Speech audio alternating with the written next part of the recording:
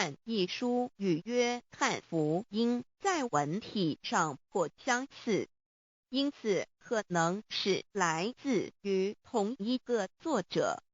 福音书作者约翰，神上帝老母娘的灵住在我们里面。圣经创世纪提到上帝创造天地万物的情形。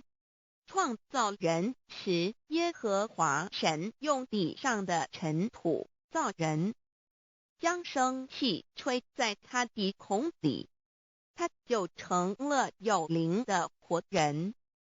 创世纪2:7-5教阐到佛家所言正法掩藏灵山柳之净瓶主人翁真主人真如等等。